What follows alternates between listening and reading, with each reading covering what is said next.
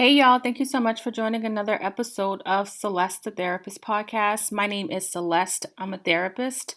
I come on this podcast to talk to people who do things to empower other people by sharing their story.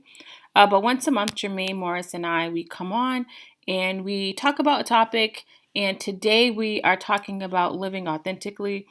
We started off with talking about how sometimes our caregivers may have told us what to do, but not how to do it.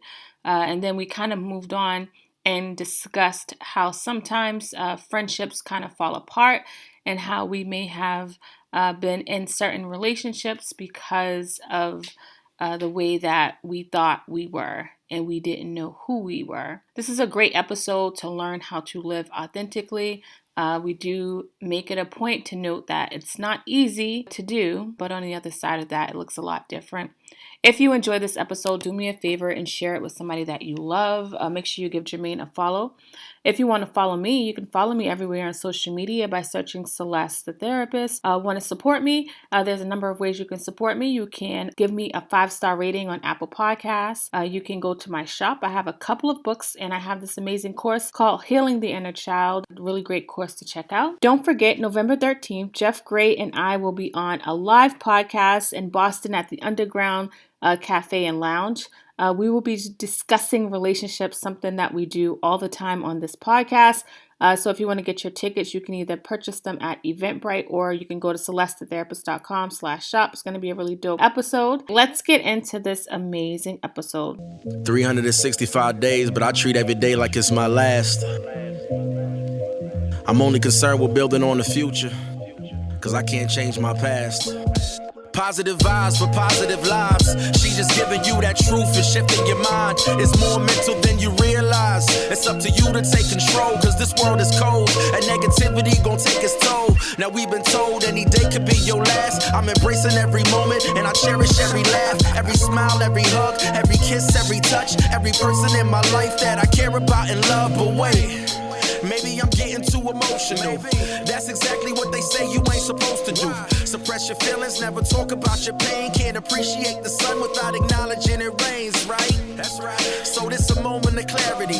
And make sure you always protect your energy. You stay focused and your life gon' be lit. And you are now rocking with Celeste the Therapist. Let's go.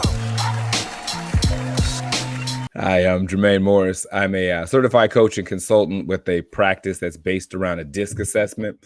The whole premise is self-awareness without judgment. So it's about looking at the things we do just as we do them, how we interface with the world, how we communicate with people, how we solve problems, and not looking at it through the scope of if it's right or wrong. Let's just start with what is. And then if we need to make changes, I've like coaching programs and stuff to help us get our life looking like we want it to look like if it doesn't quite look like what we want it to look like.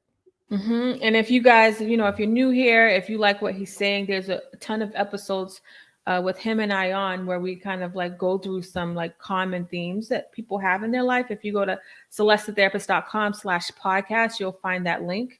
And I think the great thing about what he does is he helps people they have language to like really understand. I think it's hard to go through life not understanding who you really are. It's very uncomfortable. It feels like you're in a rat race.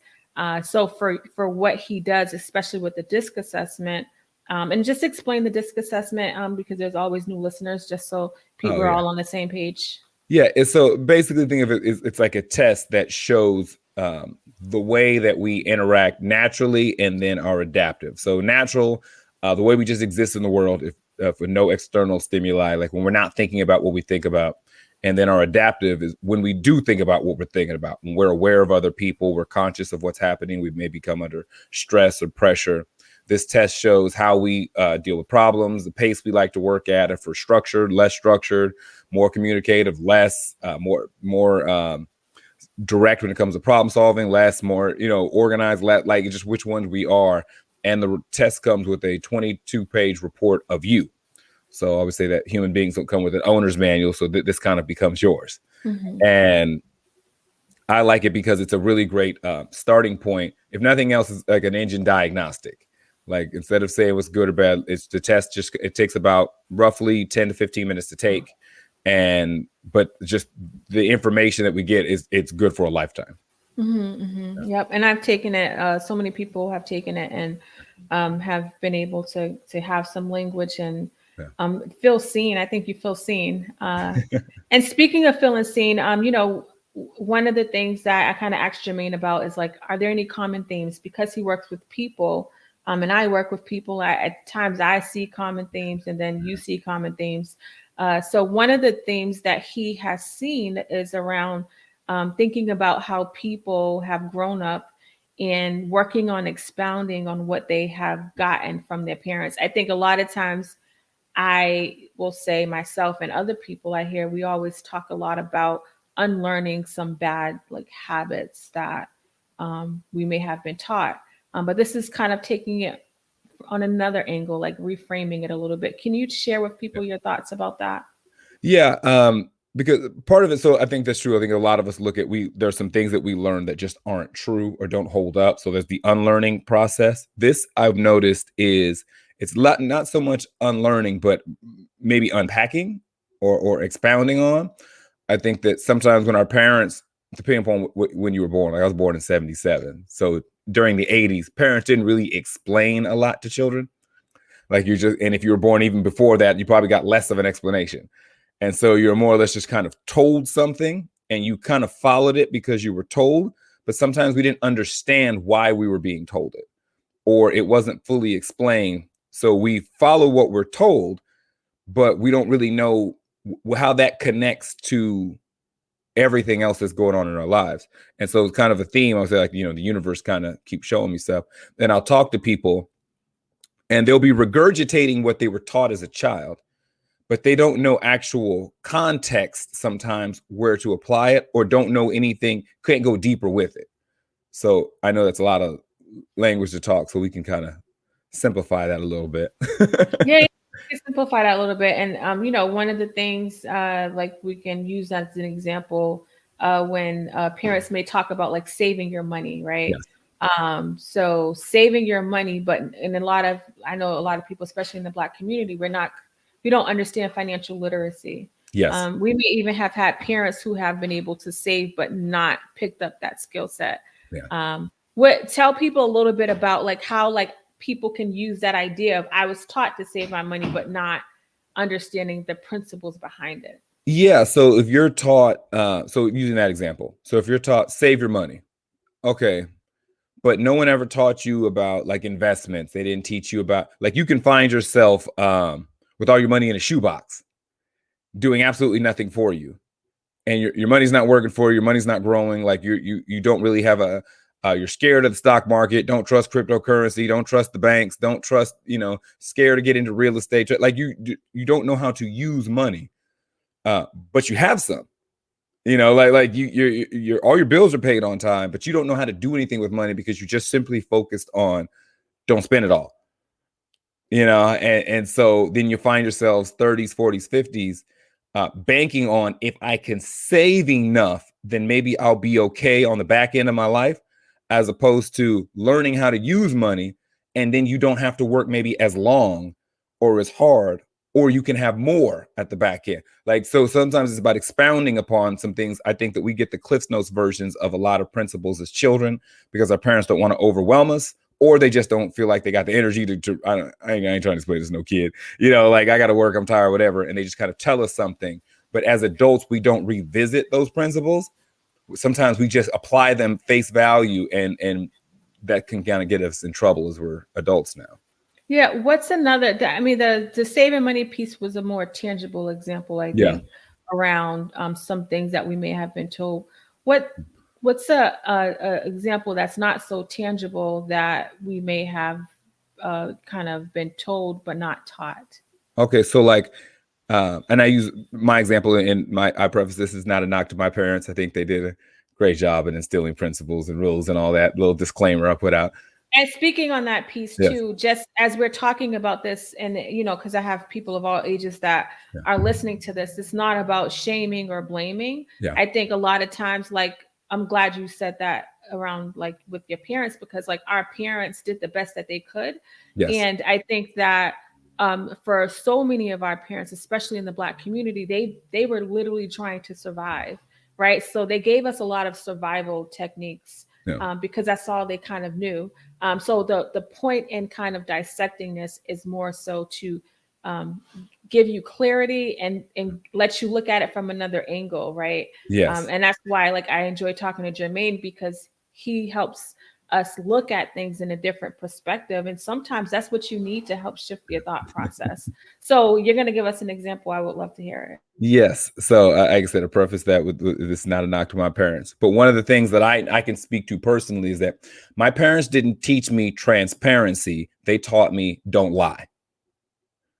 And so when you go into relationships, interacting with people, there's a big difference between let me put my cards on the table, let me be clear about my intentions, let me express where I'm at with things, how I'm interpreting this, where I would like this to go, versus if you ask me a direct question, I'm going to give you an honest answer to the direct question you asked me. And so I had to learn growing up, I was never taught transparency. So personally, I had to learn the difference. I just learned that if you asked me a question, I'd tell you the truth. But that doesn't necessarily, but if you didn't ask the right question, like I may even know where you're going, but I'm only answering the question that you asked me, and so I think that I had to learn that because I don't think my parents, I think I've ever heard the word transparency come out of their mouths. So I think sometimes we get just kind of, they mean, tell the truth, be honest, or sorts of things. And sometimes if we don't revisit those things, no, I've never lied. You asked me a direct question. I never told you a bold-faced lie. I never, but I was missing and lacking in certain areas because I didn't understand the value of how those all connected together. I just took lying as one independent thing and made it everything, as opposed to expounding on it to create more transparency and honest and openness. And then that changed the dynamic of the relationships I was in, whether that been professionally, personally, whatever. So like as an example, does that make sense?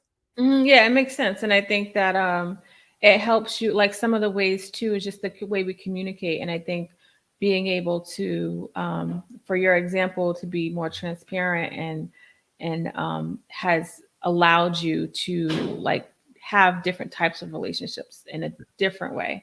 Um, what what would be the point in somebody revisiting that? Like when you think about people that are that may be struggling, or people that may not have thought about it this way, what kind of benefits can they get from kind of like, let me think about these things? Because a lot of times I've been just thinking about all the like bad habits, but there may have been some good things that I was told to do but not taught to do.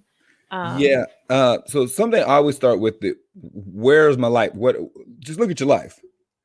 And so do that personal thing, like just like we would do it with money. Do I have enough money to be okay? And do I have enough savings to retire when I want to?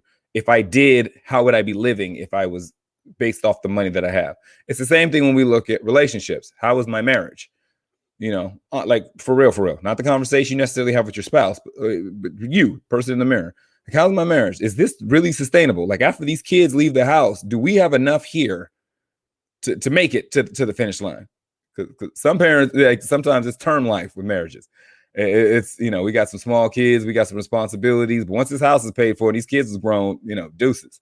So sometimes it's like looking at, based on how everything is and the way that it's going, is this all right? Is the relationships I have, the friendships that I have, is this sustainable? Is this the type of stuff I want to have from now on? My interaction with my siblings, the way I communicate with my children, the way I talk to, like, taking that stock of, is this working? And if it's not, where are some areas that, the same way if our money is like, I'm not going to be able to afford to retire at this age based upon this money, I'm not going to be able to, we're not going to stay married together after this year. If we communicate the way we do, and spend time together as infrequently as we do, we're not going to make it to the back end. So sometimes just taking that assessment of our life and then start saying, okay, well, where are some of these areas? That's just a start point to where are some of these areas that maybe I can relook at. And I think the inventory part is crucial. And I also understand, like, sometimes people struggle with taking inventory because they don't want to see the like what's in front of them, Yeah. right? You what's happening. You know you're not where you want to be. You know that you might be struggling, but you don't want to really think about it. And you kind of fill up your time with other things or doing for other people while you are still there. Yeah. Um, because you just mentioned this inventory piece. And I know there's an episode we've done in the past about inventory, which was really good. But can you share with people about, like, yes, it's hard, but why the inventory piece is where that's where it starts, that self-awareness, pretty much. Why is that important? Well, taking inventory of what our life looks like, how we do things, how we interact. Like I said, it's know where you're working. So if you don't start internally, then the alternative is you're starting externally, and that's not really going to help you long term. You know, like you're if you're worried about all the things that are happening outside of yourself, then you're just going to be reactionary. And you can only kind of move and deal with things based upon what's brought to you as opposed to where you want to be. So an opportunity only comes if somebody brings it to you as opposed to you creating one for yourself. And so with the internal stuff, with the inventory is that, like, and I said, it's a real world conversation without the judgment. I'm not saying good, bad, right, wrong, nothing. Just what is. Like, is this working for me? If not, what would I like it to be? I always ask people when I work with them, so kind of making it more tangible stuff, you know, describe what you want your life to look like. You know, like, how do you see this? And is that possible based on the road you're currently on? You know, it's not like Rome. All roads don't lead to it. So some of these roads that we're on, you will not get to where it is that we want to be based upon the road that we're currently on. So if there's some changes need to be made, you're only going to find that out by doing inventory. You're only going to find that out by really looking at, okay, I would love to have an open line of communication and a big friendship circle and ties to community and a loving companion and all this, but I'm pretty withdrawn. I can be moody, argumentative. I don't like being around people like that for long periods of time. Like, the road that I'm on is not going to get me to the place that I say that I want to be on. So just that inventory is important to see, okay, what do you really want? And can you get there based upon how you're currently behaving? And I think when people take that inventory, how you made an example of, like, I don't really like to be around a lot of people. I could be this, I could be that. Yeah. It's important to, like, be okay with who you are. Yes. Me and Jermaine and I talk about this kind of concept, I feel like, in every episode, because I think it's so needed, especially now when you do take that inventory and you're able to recognize, like, your personality, what you need, what you like, what you want. Sometimes it could be hard to be like, oh my gosh, I'm in the circle and everybody, like, it's different. And some people have built their environment around what they think they should look like, or who they've been around, and not who they actually are. And I think, like, really making that transition and becoming more mindful when you're taking that inventory can be like a grieving process, because people start to feel alone, because the people that have been in their life before no longer are kind of fitting that mold. Do you find that as you're working with people and they become self-aware that they struggle with the feeling, like, isolated around that process? I just had this conversation last week, and it wasn't actually someone who was working with us. I was just talking with a friend who's been kind of going through some transitional stuff and learning more about themselves, and friendships are starting to kind of fall off. And we talked about it in a previous show and talked about the difference between the relationship between the snail and the caterpillar, you know, about how that snail and that caterpillar can be best friends while they're on the leaf together. But once that caterpillar becomes a butterfly, they don't hang out with the snail anymore. And that friend was dealing with that. People who had been snails that had been around for a long time, all of a sudden was hitting with the, oh, you acting funny. Oh, you changing. Like, as they were becoming more and more aware, they were changing, they were transforming, they were shifting, and the world around them was fit their old life, but wasn't going to fit their new one. And so there is kind of a grieving process. I've known so-and-so for years. We've known such and such. I've known so-and-so since school. I've lived next to so-and-so. And all of a sudden, these relationships kind of start falling off, and these distance in communication, because that's part of our old life. And as we become more aware and we start making these changes, it can be a little sad. And that growth is not just all this, beautiful abundance of happiness and joy. And some of it is some loss. Some of it is some friendships that don't make it. There are some certain relatives that those relationships don't carry over. And that can be a little bit hard. And that's why some people regress. Mm-hmm. They'll stunt their own growth because of somebody. Mm-hmm. They'll minimize their experience because in their mind, this person or this relationship, they'll put it ahead of their own, some cases, well-being. Yeah. So it can be a sad grieving process. But to the other side, I've seen people who lack self-awareness. Mm-hmm. So the one group is the people who are starting to make those changes and develop, and sometimes it can be sad, and they're not like, it can be a grieving process. But I've known some, same week, it's been a very interesting week for me. I had to deal with an individual with zero self-awareness. Mm-hmm. And so if you're saying what's the alternative to not making that shift and not becoming aware and doing that inventory, this individual can have the same argument with 50 different people who don't know each other. Mm-hmm. Like if you talk to them, you thought they'd have the same manager in every job for the last 30 years. Mm-hmm. Because their rundown of their relationship with their boss is verbatim the same. Yeah. You'd have thought they dated the same 15 people their entire life, because the whole relationship breakdown to the end, verbatim, the exact, it's like Groundhog's Day. Like you were really just reliving the same problems, giving the same script with the same issues, because there's zero self-awareness.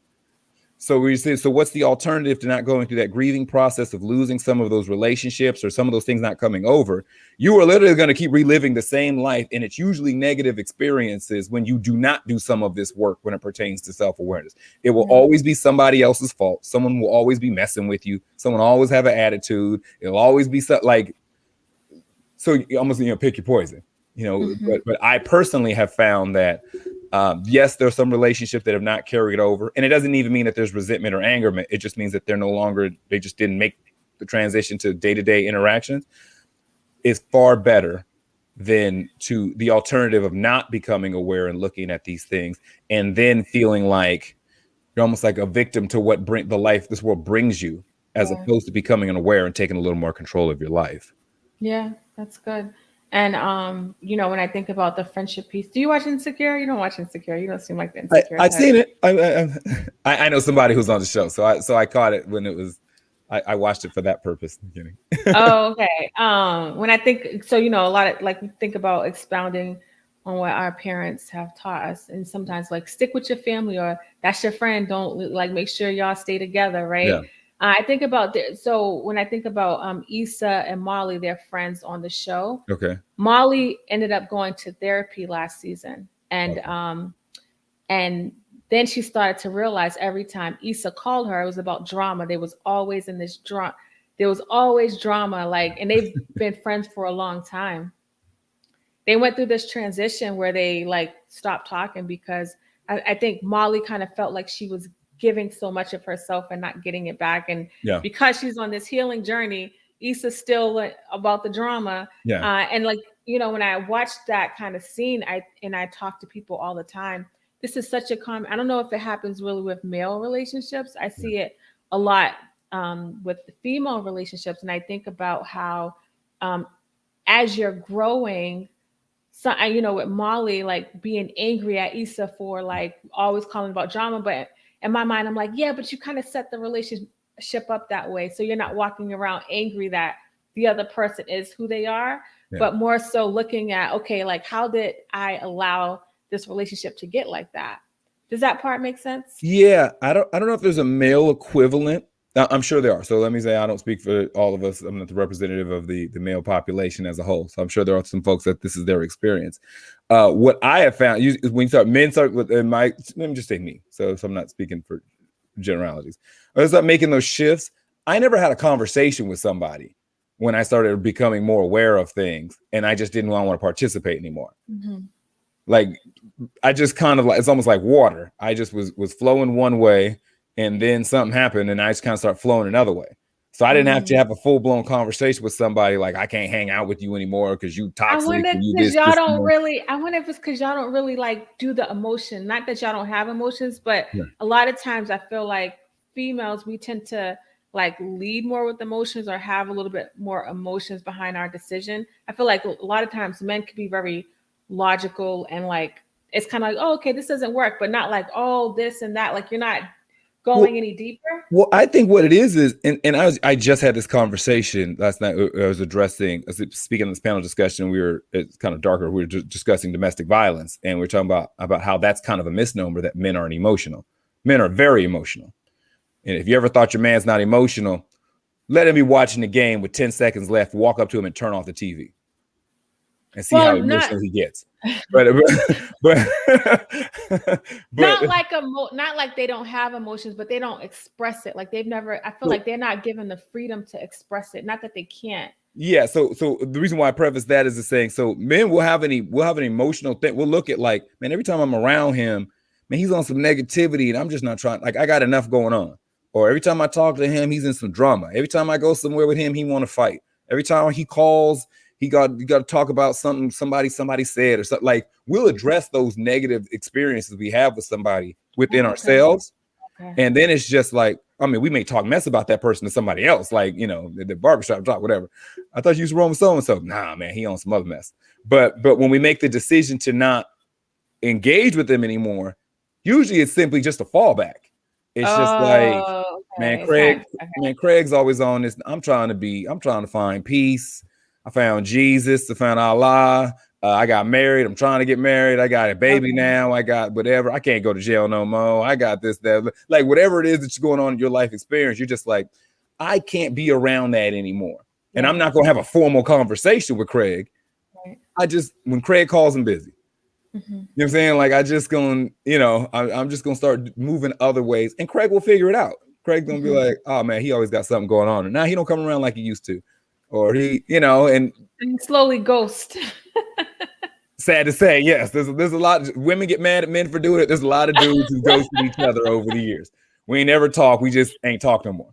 Like it's never a conversation. I mean, and it happens. And I feel like, I know we didn't start off this like topic talking about that, but as I'm thinking, I think it's important to be okay, understanding that some things have a season. Yes. And like the caterpillar and the snail, if you could just share that story, that was a little while ago where you shared it, but just, how if the caterpillar doesn't grow, then he'll never be able to be a butterfly. You know what I mean? Yeah. And so, and the important part about that is that this has nothing to do with the snail. Nope. And so that's sometimes, and that's where things can become problematic, is because we think that, oh, well, we're elevating, or we on a new level, or we doing this and this, that is somehow an indictment of the people that have been around us previously. Oh, I'm on this right now, and oh, y'all are just on that. I'm going to college so I can get this, and this. You just gonna be over. I bought a house, you still in an apartment. I'm getting married with a family, you still single. And we start treating the snail like the snail is less than the caterpillar. And that's not the case. It just means that when you make that transition from a caterpillar to a butterfly, it's just a different set of experiences. Mm-hmm. You are not better than this person because you decide you don't want to go to the club anymore. Mm-hmm. You're not better because you decided you ain't trying to be for the streets. You're trying to get in a relationship and be home, or you're trying to focus on your money, or whatever changes that you're making. Even if you just want to sit around in yoga and get your meditation on, and you just want to be more at peace. If you don't want to be involved in the activities that you used to be involved with, they're not wrong for the activities that they're involved with. They just no longer fit what you want to do now. Mm-hmm, mm-hmm. And so I think that's what causes conflict and problems, is when people feel like they're making an elevation or making some growth, and then all of a sudden that makes them now better. Then their life may be better, but it doesn't make them better than the people that they were around in that situation. And I think, like, for somebody like me who has like elevated significantly, like when I think about elevation and success, I think about my intellect and my mindset. I don't think about what I have. Like, that's never my first thought process. It's my ability to like not be a conformist and to think outside the box and not go with the pace of society. For me, like, it's interesting how like I would be afraid that people would think that way. And people thought that way. Yeah. And I think at first I tried to assimilate, but it's like I couldn't do both. Like I couldn't, you know what I mean? So I had to like, okay, pick a side, knowing that that would be the case. And I think for people that are listening to this that may have a friend or somebody that they've been had connections with and they don't feel connected anymore, like it doesn't mean something's bad about you or something went wrong. It could just mean that the person no longer is into the same things that they were to anymore. And that's not that like transitional period. It's not talked about enough. Yeah. You know, and I like the Issa and the Molly situation on this season. It's the last season. I feel like they may still be friends, but the friendship is just going to look a little different. It won't be the same things that they've done before.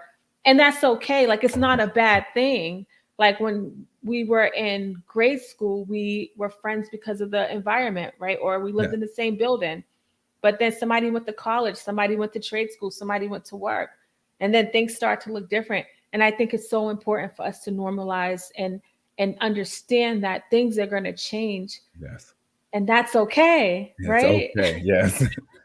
And I think with the self-awareness part, and I think that we don't express sometimes enough, is that when we meet people, sometimes we weren't the most genuine selves when we met them. That's true. And so we tried to fit it in school, and we tried to do what everybody else was doing or what everybody said was cool, or whatever perception we thought, whatever armor we thought fit the environment, the battle we were going into when we left the house. Mm-hmm. As you start to get older and become more self-aware, you start caring less about putting on the costumes to go out into the world. So what can happen is when you become more self-aware and you start to make that shift, you actually start living more genuinely than you had previously. Mm-hmm. So there's things that you start doing that you were always into. Mm-hmm. It's just that maybe your friends didn't do it. But now you're okay with being the quote unquote weird friend or the off friend. So you start doing things that's like your elevation is simply being more genuine. Mm-hmm. You know, you could really be into, you know, Dungeons and Dragons on the weekends with your friends, but that wasn't cool with the people you grew up with. So you just acted like you wanted to watch the game. Right. But now you're like, no, I'm trying to get my squad together. Where are your dice at? Where's some goblins or whatever, however that go. Like whatever, you know, you're actually being yourself. And so there'll be a shift that can happen then where it's like, oh, you acting different. No, I'm actually just acting like me. Like I'm not trying to fit in with y'all no more. Mm-hmm. Like I'm not trying to, you know, if this is what I'm into, this is how I want to live, this is how I want to be. And that's like I've noticed between hobbies to the type of profession to relationships, sometimes the orientation of the relationships, like all kinds of things that people were wearing costumes to fit what grandma thought they should be, or mom or dad or the friends or the environment or community. And then as they become more and more aware, they realize that you're wearing your clothes to your body. But every time you go out into work, go into school, you're just putting other costumes on top of your clothes. So imagine walking up and down the street with 15 outfits on at the same time. That's exhausting. It's exhausting. It's hot. It's bothersome. You feel irritable. It's itchy. It's draining. You're using way more energy than you should to be in a particular environment. You're never quite sure if this is the right costume for this room. Am I showing up right? Am I saying the right things? How am I doing? And you're in your head all the time. And it can become, you can drive yourself crazy just trying to fit everywhere you go. But when you realize I'm taking all that off and I'm just wearing my uniform, I'm wearing my outfit. Breezy, good. I feel comfortable. I feel relaxed. I feel if they like it, they like it. If they don't, they don't. I'm okay with it. I picked it out the closet. I put it on. I like it. I'm okay. Mm-hmm. And for some people, they're used to seeing us show up in a particular outfit. Mm-hmm. And now you start showing up as yourself, and there can be some resistance or some pushback. But if these are these real genuine friends that a lot of us will argue that they are, they'll adjust to it. They've already known what the outfit was anyway. Yeah. A lot of times they were just waiting for us to finally put it on. Yeah. And for the ones that weren't that tight, that they were going to shed off eventually anyway. Yeah. Yeah. And that's like kind of living authentically. You know, we started off talking about expounding because, you know, you think about our upbringing and our parents and, you know, we already know about the unlearning, like some of that stuff, but the expounding upon some of those things that they meant well, but never was taught. And then you think about like being out in the world, and being in these friendship groups. And because I feel like not only does our environment play a huge role in shaping us, but our friendship Yeah. circle, the people we've allowed in our lives over the years, play a huge role in what we have, and how we are feeling. And as Jermaine said, when he says like you have your clothes on, but there's others on top of you, other clothes, that example is so good because you who you are is still there. Yeah. It's not gone, right? Like you're there. I think like, but once you shed off and become aware, you're gonna start feeling lighter. You're not used to feeling light, so that's why you're feeling kind of weird because you're like used You to can walking around breathe. heavy. You can breathe, Right. right? So like you breathing differently, and then you can actually work on living an authentic life. Yes. And then just kind of like, because I want to like, I love solutions at the end, because we talk, like this process is obviously something that, like I said, it's grieving, it's hard, it's not easy. Yeah. Anytime my clients start with me, I'm like, listen, this is not easy, and they recognize like how hard it is, but it's very liberating. But Yeah. share with people about like as they begin to shed, understand like some of those, taking some of those factors from their caregivers, thinking about that friendship stuff, Yeah. and then being able to live authentically. How is that different than how they've been living before? Yeah. So a big part of it is freeing when you don't have to worry. You don't have to worry. You don't have a lot of that extra stuff. So when you start going through that process, so if you walk it back, if you're like, okay, I realize I learned some things from my parents that I need to expound upon or throw out altogether. Like I need to make some adjustments on some of these things in my life. Now I need to start making these. Okay, so my father, I don't know if you've done the podcast before. My father was a sanitation worker, garbage man. His father, my grandfather, same job, was a garbage man. So my grandfather, back in the old days, was the driver. Then it was the two dudes hanging off the back. They walk up to the house, pick up the metal trash can, be 50, 60, 70 pounds of trash, dump it in the back, walk it back to the curb. That was my grandfather's day as a garbage man. My father's day started off with the two guys in the back. Ultimately, he retired like a supervisor, but when he was driving, it turned into one guy with that arm that would come down in the truck and pick up the trash can and dump it. They used to stress all the time. So if you take care of the job will take care of you, like in the sense of working all the time. My grandfather, it was a 3-man job when he started. Technology and automation reduced it to a 1-man job by the time my father was finished. That was a principle of if you take care of this job, it will take care of you, is not accurate.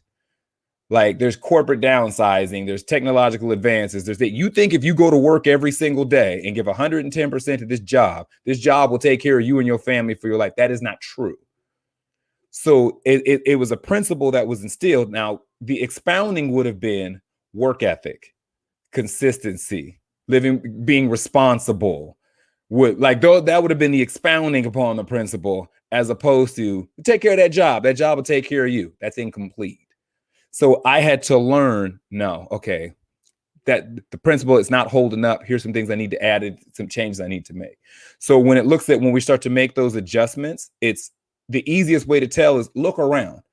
So what are the tangible steps? Like look around. Are these things that they taught me fitting the life that I want? Are these things that I was taught? Are these things I kind of talked before? Are these things getting me to where I want to be?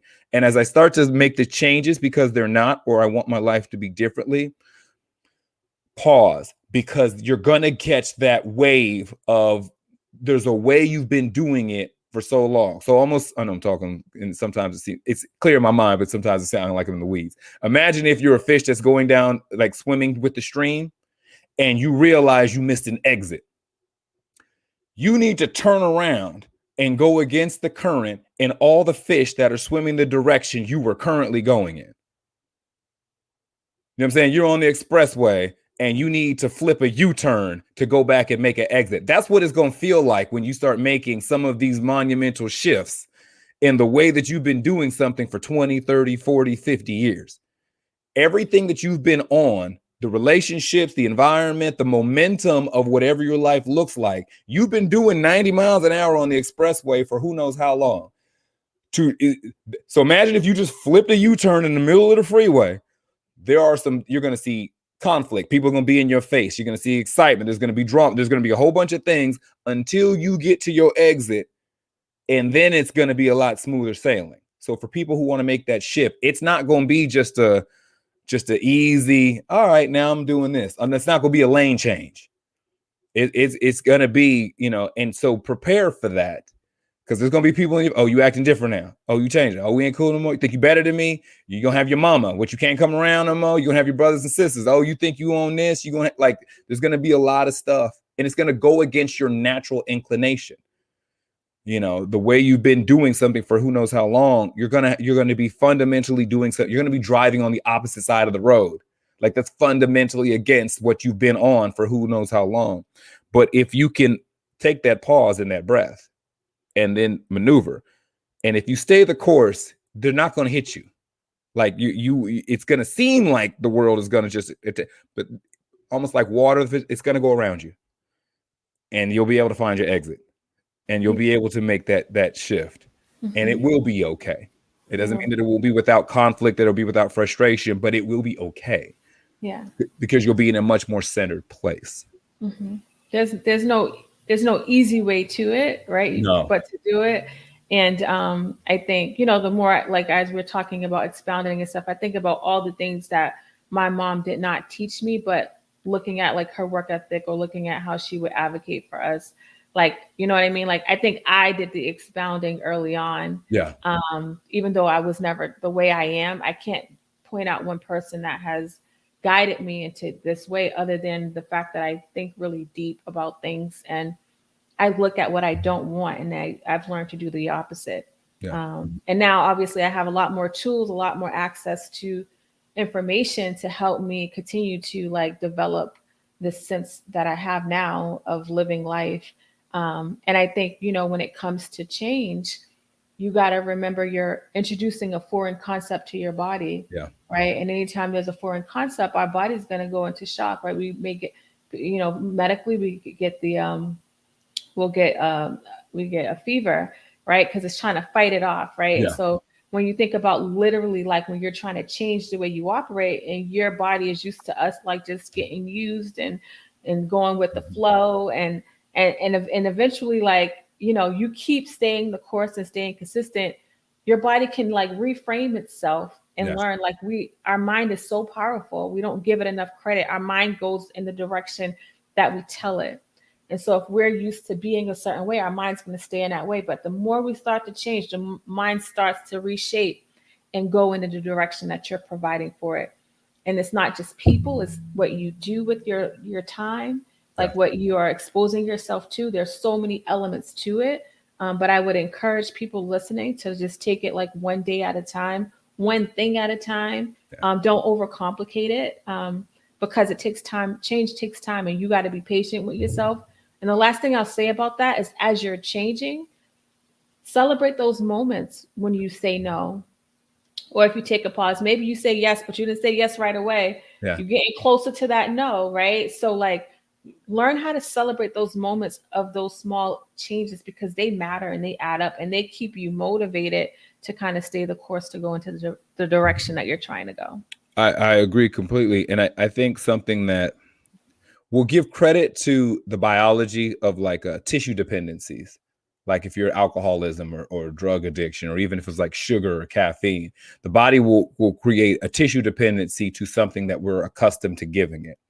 And so the same thing kind of almost applies behaviorally. And so that if you decide you drink coffee every day, you drink, you hit the drive-through, the whatever wherever you live at, and you get, you're used to it 2-3 times a day, whatever. And you're like, I'm gonna cut back. I'm not going. Your body's all of a sudden going to be like, no. We want that caffeine sugar. So we're going to start making you irritable until you give it to us. We're going to start giving you headaches until you give it to us. We're going to make you frustrated. And we're going to shake you. I'm going to try to bully you into giving me what I want. And if you stay the course, you'll get over that hump and you'll start to be okay. It's the same behaviorally. There's a way we're used to doing things. Subconsciously, we'll be wired a certain way. So when you start making the shift, your brain's going to try to get you back on coffee. It's going to start making environments a little uncomfortable. It's going to make you're going to start feeling irritable and anxious. It's going to try to get you to get back on what it's accustomed to. But you got to just, if you can ride it out and you can get over the hump, it'll get reacclimated to we don't drink coffee anymore. It'll get reacclimated to we don't have sugar like that in the morning. Yep. And it'll be okay. Yep. The coffee, alcohol, like all of those. You don't get the shakes when you're trying to get new friends. Yeah. You're gonna lose some sleep when you're trying to date new types of people. Yep. You're gonna, when you're trying to go back to school or try to get a different career, you're gonna have an upset stomach with an IBS and all that stuff. Imposter syndrome, all of it. All that. You just gotta it's a season. You're riding it out. And these not little, but these things are, I don't think people talk about enough. People talk about where to go. Like you got to do this, get up and just make it happen. But they don't talk about this part in between. And I think that it's important. I'm glad that you and I are consistently reminding, we're not just talking about how to get your mind right, but like the hard parts of it, like if a doctor, says like, oh yeah, your leg's going to be better in 6 weeks, but you're going to go through some tingles and blah, blah, blah. So when the tingling happens, you'd be like, oh, okay, the doctor did tell me that I was going to go through this. Right. Yeah. Go ahead. Yeah, no, I was just saying, like, it was just Breast Cancer Awareness Month, October, and it was with a friend of mine who went through like chemo and stuff. And when you hear about somebody who has cancer, you're like, oh my God, like you feel for them. And then you hear about them in remission and you celebrate them. Mm-hmm. But it's real easy to forget what they went through in between. Yeah. The nauseousness, the headaches, the migraines, the unable to sleep, the hair falling out, the depression, it's real easy to see what the situation is, and then you look at the finish line, but there's a lot of ugly steps in between. Yeah. And so it's important it's not to shy away from it because of those steps. Yeah. But it's to understand, the same said before, how life evolves opportunistically. The other stuff that's involved in your life is trying to fight to be here just like you are. Mm-hmm. Drama is fighting to stay in your life. Mm-hmm. Resentment, anger, all these other things that all that stuff that we're trying to avoid, it's fighting for its existence too. Mm-hmm. And a lot of this stuff is not just going to lay down and take an L. Mm-mm. So it's going to be, this process is going to be, it can be hard. Like I said, it's going to be an uphill battle, but it's just about staying the course and believing that it's better on the other side. Like it's not going to always be pretty, but it is definitely necessary. And for most of us to live the life that is that we say that we want. Yeah, that's good. This is good. I love it. I love how everything kind of ties in together. I feel like, today we really talked a lot about like living authentically and how, and there's always something, when you speak, there's always takeaways that people can have from different angles, because it's very compact in like how we are now. And I just, from personal experience, learning myself and, expounding on the things that worked, letting go of the things that didn't work, paying attention to everything, allows me the freedom that I have right now. And I'm talking about mental freedom. And it feels good to not feel like I'm being controlled by my emotions or controlled by what Jermaine does or says to me. And so I just I think because I've gone through such a huge transition in life, like I really am so passionate about others joining me on this train. It's lonely. I need more people on this train so they can see what it's like. I think, yes. And I think maybe my thing is I look at it's almost like when you go on a hike.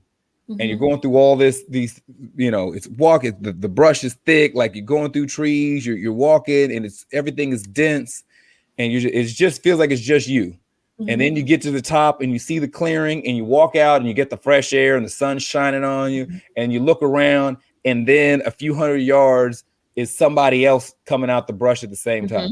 Mm-hmm. And then you look a little bit further to somebody yawning, basking in the sun, and somebody else waving to you from the other side. Like once you start coming, you start finding out there's more people out here than you think. Yeah. But it's just like sometimes when you're in it and you're going through it, it feels like we're by ourselves. But But when you find those friends that are on the outside that made it out, it's a great group of people to a great group of people to hang out with.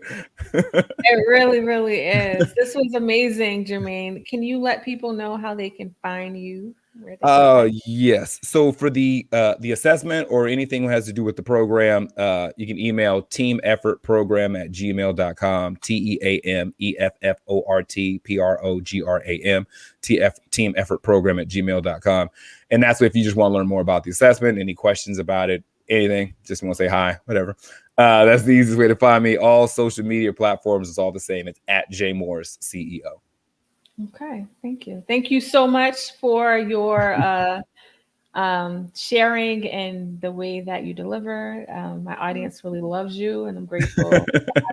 So thank you so much. I always love doing this. I tell you all the time, my favorite person in mental health. Thank you. Thank you. There's a lot of people in mental health too.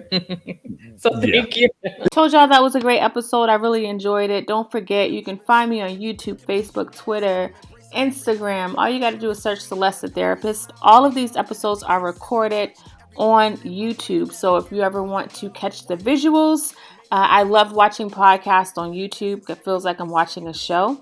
You can go to YouTube and find me there. Support me. Go to celestetherapist.com/shop. Want to be a guest on the show? Go to my website and give me your information.